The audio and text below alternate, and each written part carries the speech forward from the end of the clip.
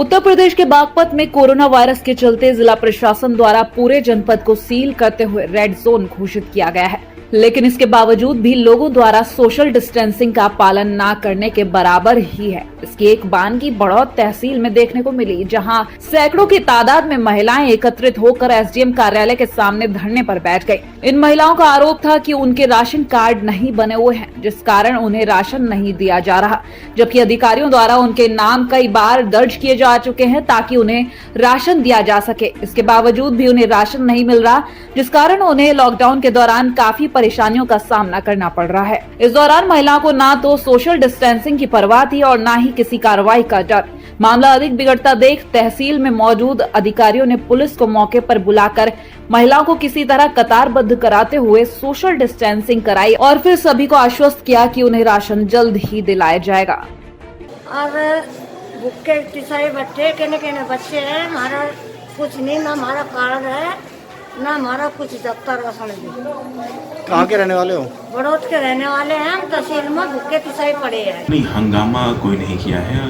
उसमें से कई महिलाएं ऐसी थी कि जिनका राशन कार्ड है, उनका ये कहना था कि इस बार हमें केवल जो है चावल मिला है। तो चूँकि सरकार की तरफ से इस बार केवल चावल ही मुफ्त में देने की योजना थी और पहले जो है गेहूं का वितरण किया जा चुका है, और उसमें से कुछ महिलाओं को जिनकी यहाँ स्थिति अच्छी नहीं थी, पहले भी राशन के पैकेट दे दिए गए हैं।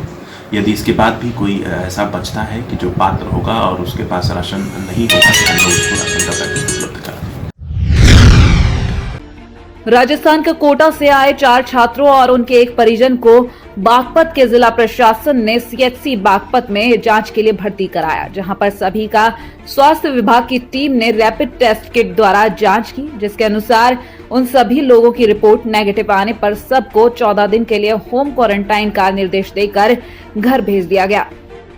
कोटा से 4 बच्चे आए थे जांच के लिए, उसमें एक गार्जियन भी थे, 5 लोग टोटल थे। 5 की हमारी मेडिकल टीम ने पूरी जांच कर ली है और रैपिड टेस्ट किट से भी सबकी जांच कर ली गई है और 5 की रिपोर्ट नेगेटिव है। इन सबको घर में होम क्वारंटाइन करने के लिए 14 दिन के लिए बोला गया है और साथ में फर्दर किसी चीज़ के लिए एडवाइस लेने को बोला गया है। हरियाणा में जेसी बोस YMCA फरीदाबाद विश्वविद्यालय परिसर में रह रहे मजदूर परिवारों को सूखा राशन वितरित किया गया। कुलपति प्रोफेसर दिनेश कुमार और कुल सचिव डॉक्टर सुनील गर्ग ने विश्वविद्यालय में रह रहे 200 से ज्यादा मजदूर परिवारों को राशन दिया, जिसमें आटा, दाल, चावल, नमक और तेल शामिल है। ये सभी विश्वविद्यालय की निर्माण अधीन परियोजनाओं में काम कर रहे थे, लेकिन कोरोना महामारी के कारण लॉकडाउन लगने से निर्माण परियोजनाएं बंद हो जाने के कारण इन मजदूर परिवारों के सामने रोजी रोटी का संकट खड़ा हो गया। देखिए, लगभग यहाँ पर हमारी यूनिवर्सिटी कैंपस में 250 से 250 के बीच में लोग रह रहे हैं और 60 परिवार, हमने इनको 60 परिवार की उसमें बांटा है। तो 60 से 65 के करीब पैकेट्स हमने आज 250-250 लोगों को खाना, लगभग 10 दिन का खाना ये है जो सूखा राशन है। इसमें चावल है, इसमें आटा है, इसमें तेल है, इसमें दाल है और ये 10 दिन तक नमक, और इसमें 10 दिन तक का ये अपना खाना बना सकते हैं अपने आप। और ये जैसा आपने कहा कि हाँ, पहले हमने एक दिन खाना बना के भी यहाँ पे किया था डिस्ट्रीब्यूट, लेकिन मेरे को ऐसा लगता है कि कई बार जब खाना बना के डिस्ट्रीब्यूट करते हैं उसमें वेस्टेज भी होती है। तो शायद इस तरह का जो ड्राई राशन देने की प्रथा हमने जो सोचा इस तरह का, इसका फ़ायदा ये है कि इसमें वेस्टेज नहीं होती बिल्कुल भी, और ये लोगों को अपनी मर्ज़ी से खाना बनाने के लिए हेल्प करता है। ऐसा है, ये जितना भी कार्य हम कर पा रहे हैं अपने जो एम्प्लॉयज़ हैं इनके सहयोग से कर पा रहे हैं। शिक्षक और गैर शिक्षक वर्ग के सब एम्प्लॉयज़ जितने भी हैं वो सहयोग कर रहे हैं। और ये नहीं है कि हम यूनिवर्सिटी के अंदर जो हमारे परिवार रह रहे हैं उनके लिए कर रहे हैं, लेबर रह रही है। हम समाज में भी फरीदाबाद शहर के अंदर भी, जैसे VC साहब ने बताया, अभी 2 लाख रुपए सेवा भारती को दिए गए हैं। वो इसलिए दिए गए हैं समाज के अन्य वर्गों के लिए भी खाने का इंतजाम किया जाए।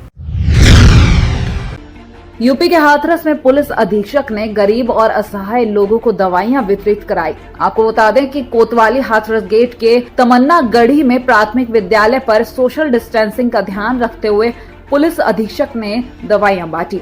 वही समाज सेवियों ने पुलिस अधीक्षक गौरव बंसवाल और अपर पुलिस अधीक्षक सिद्धार्थ वर्मा और डॉक्टरों का बुके, प्रतिचिन्ह भेंट और शॉल उड़ाकर स्वागत किया गया। वहीं दवाइयां वितरित करने के बाद पुलिस अधीक्षक ने गरीबों और जरूरतमंद लोगों को राशन भी वितरित किया, जिसके लिए गरीबों ने इस सराहनीय काम के लिए पुलिस का धन्यवाद किया। मेरठ थाना क्षेत्र में पुलिस द्वारा कुछ वॉलंटियर जो डॉक्टर्स हैं उनका सहयोग लेकर जो गरीब और कोई वहाँ पे डॉक्टर का जाने का कोई साधन अभी लॉकडाउन के चलते उनको कुछ दवाओं का वितरण किया जा रहा है। इसमें जैसे कुछ लोग हैं जिनके घुटनों में दर्द है, कोई वृद्ध हैं, किसी के सर में दर्द है, किसी के पेट दर्द की शिकायत है, डॉक्टर्स द्वारा उनका चेकअप किया जा रहा है। ये सब वॉलंटियर डॉक्टर्स हैं और इन्होंने एक लॉकडाउन के चलते क्योंकि ये फ्रंट लाइन पे हमेशा से रहे हैं डॉक्टर्स। कोटा में तैयारी कर रहे आजमगढ़ के लगभग 280 बच्चों को लेकर उत्तर प्रदेश परिवहन निगम की 14 बसें आजमगढ़ के लिए रवाना हो चुकी हैं। इनमें से करीब 33 छात्रों को लेकर पहली बस आजमगढ़ बस अड्डे पर पहुंची। छात्रों के बस अड्डे पर पहुंचने से पहले यहां पर मेडिकल टीम और पूरा प्रशासनिक अमला पहुंच चुका था।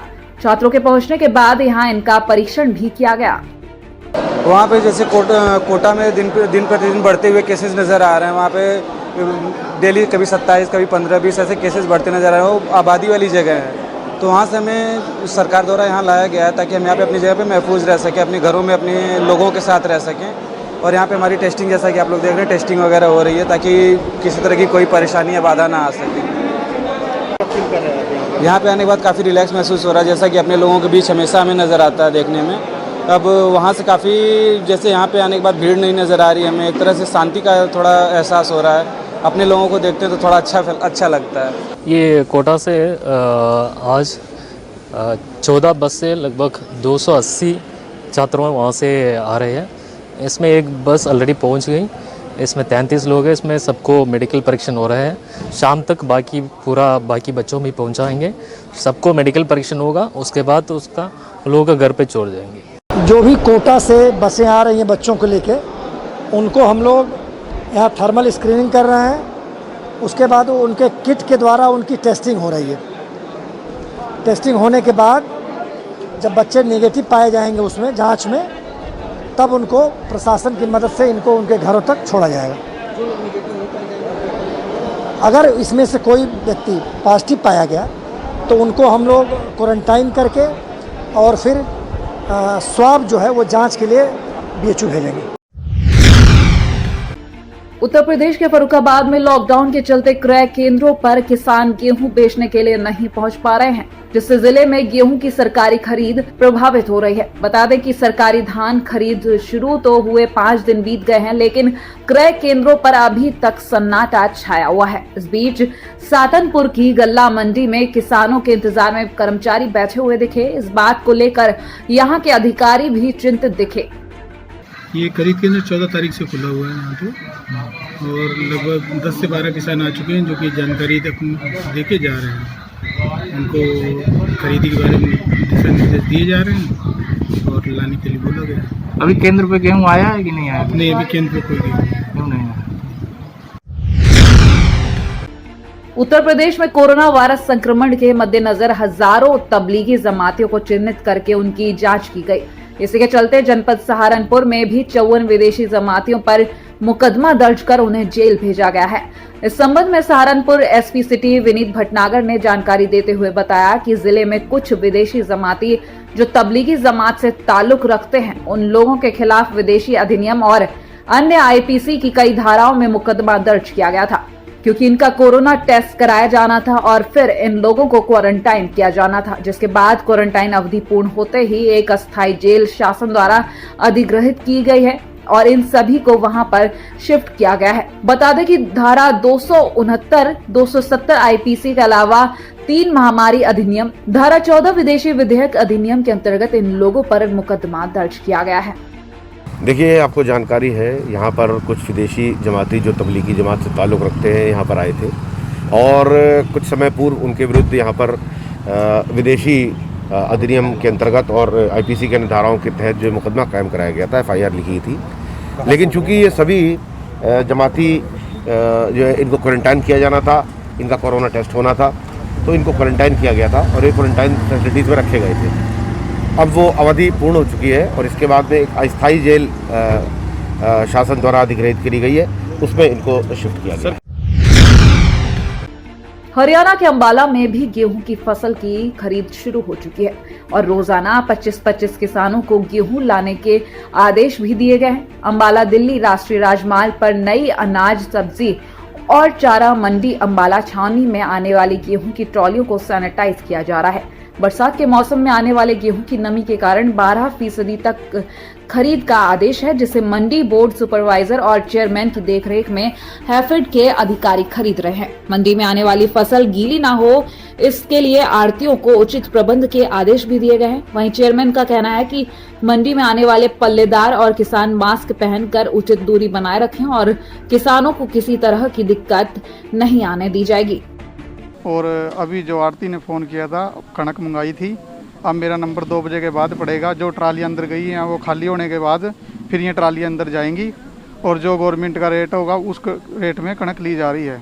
और यहाँ पे ट्रालियों को सैनिटाइजर किया गया है और साथ में हमें भी पूरी सुविधा दी गई है यहाँ पे। अभी तो नमी का तो कुछ पता नहीं लगा जी, अभी पहली ट्राली है, अब पहली ट्राली अंदर जाएगी, उससे पता लगेगा जी। ऐसा नहीं जी, नमी तो देखो ऐसा है ना, जैसे बदलवाई हो रही है, मौसम ख़राब चल रहा है, ऑटोमेटिक कणक तो पक्की है पर इसकी मौसम की वजह से नरमाई है। तो जैसे यह शेड भी खाली पड़े हैं और ये भी है इंतजाम है, जैसे लिमिट में ट्रालियाँ मंगाई जा रही है, इतनी हमारे पे तरपालें हैं, तो इनका जो भी बंदोबस्त है हम कर लेंगे मैनेजमेंट। कि मौसम ख़राब है तो किसी के बस की बात नहीं है, हमारे पास जो है तैयारी है पूरी है। हम लोगों ने आज यहाँ पे टोटल ना 50 ट्राली का प्रावधान लिया है। 25 सुबह से पहले आएंगी और 25 दोपहर बाद आएंगी, तो राउंड अबाउट 5000 कुंटल माल की उम्मीद है जी। जी यहाँ पे अंबाला कैंट अनाज मंडी की अगर आप बात करें तो यहाँ पे सिर्फ हैफेड एक एजेंसी है जो सारा का सारा माल परचेज करेगी और इसमें जो नमी की मात्रा है वो गवर्नमेंट द्वारा 12% रखी गई है। 12% से जो ज़्यादा नमी होगी वो सरकार नहीं खरीदी, वो सूखने के बाद ही, जब तक 12% नहीं आएगी जब तक सरकार नहीं लेगी इसको। 25 किसान सवेरे, 25 दोपहर बाद। और मैंने अपने सेक्रेटरी मार्केट कमेटी है जो उनको विशेष तौर पर उनको आदेश दिए हैं, कोई भी लेबर बगैर मास्क के काम न करे। हर आढ़ती के पास सैनिटाइजेशन होना चाहिए। हमने सभी आढ़ती को आदेश दिया हुआ है, उसके पास कम से कम 3 या 4 तिरपाल के नग होने चाहिए। मार्केट में कमेटी के रूल्स है, उसमें बहुत प्रोविज़न है। अगर किसी आढ़ती के पास तिरपाल नहीं है तो उसके लाइसेंस के ऊपर कार्रवाई हो सकती है। और हमारे यहाँ मंडी में 5 शेड हैं। हमारे यहाँ से तकरीबन 1.5 लाख मीट्रिक टन गेहूँ आने की उम्मीद है। कोरोना से अभी तक सेफ चल रहे हरियाणा के रेवाड़ी के लिए मंगलवार को उस वक्त राहत भरी खबर आई जब कोरोना के संदेह से एक संदिग्ध मरीज की मौत के सैंपल की रिपोर्ट नेगेटिव आई। संदेह के आधार पर स्वास्थ्य विभाग द्वारा सोमवार को अस्पताल को सील कर दिया गया था और मृतक मरीज, उसके परिजन समेत हॉस्पिटल के स्टाफ का सैंपल भी लिया गया था। उन सभी की रिपोर्ट मंगलवार को नेगेटिव आई है, जिसके बाद स्वास्थ्य विभाग और प्रशासन ने राहत की सांस ली। निजी अस्पताल प्रबंधन की माने तो मृतक में डेंगू के लक्षण थे, जिसकी वजह से उसकी मौत हुई थी। जो मातृका हॉस्पिटल है उसका जो डॉक्टर है उसने मुझे बताया कि 20 मार्च को पेशेंट विजय जो वहाँ से आया था अहमदाबाद से, सिक्योरिटी पिछले थी। 10 अप्रैल को उसमें सिम्टम शुरू हुए, फीवर हुआ उसको, फीवर हुआ उसने वही अपने लोग दवाई ली। तो 15 तारीख को वो मातृका हॉस्पिटल में आया, उन्होंने उसका टेस्ट किया, पता लगा डेंगू पॉजिटिव है। उसके बाद उसको डिफिकल्टी ब्रीदिंग शुरू हुई, खांसी और उसको सांस लेने में तकलीफ थी, बुखार था। 18 तारीख को उसको पता लगा, 19 को सुबह उन्होंने कहा उसके परिजनों ने कि हम इसको मेदांता ले जाना चाहते हैं गुरुग्राम में। उनके कहने से जो वो मेदांता की बात हुई तो मेदांता वालों ने कहा कि जी कोरोना नेगेटिव है, कोरोना का टेस्ट हो चुका है तो उसको ले आओ, हम कर देंगे। लेकिन दूसरा कोरोना टेस्ट उस तक नहीं हुआ था, तो उन्होंने कहा ठीक है हम कोरोना टेस्ट करवा देंगे, इसका उसके बाद भेज देंगे। इतने में इन द मीन टाइम वो पेशेंट एक्सपायर हो गया रविवार की रात को। तो उसके बाद उसके जो परिजन है वो कहने लगे कि हमारा तो कोरोना टेस्ट नहीं हुआ और एक कोरोना से मर गया, डॉक्टर साहब की गलती है क्योंकि उन्होंने कोरोना टेस्ट नहीं हुआ। तो डॉक्टर साहब ने डी साहब को रिपोर्ट करी, डी साहब ने हमें बताया, तो हमने उसका संज्ञान लेते हुए डेड बॉडी कब्जे में लिया, उसके सैंपल की सबमिट करके भेजी। अच्छी सब रिपोर्ट नेगेटिव आई है, वो ठीक है।